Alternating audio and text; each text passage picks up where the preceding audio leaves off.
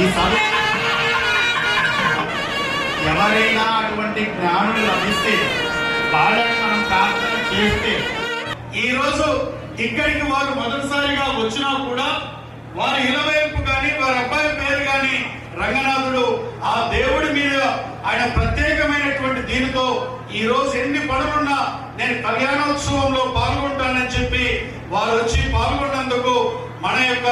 రంగనాయక స్వామి భక్తుల తరపున వారికి కృతజ్ఞతలు తెలియజేస్తూ ఇప్పుడు గిద్దలూరు నియోజకవర్గం రాచర్ల మండలంలో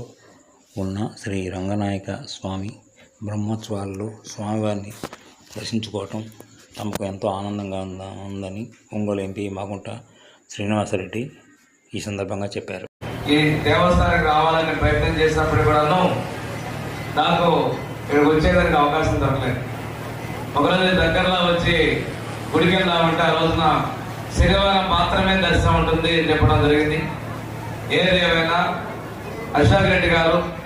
తప్పనిసరిగా ఈ 4 రోజుల్లో ఒకరోజు మీరు అవకాశం ఉంటుందని చెప్పడం,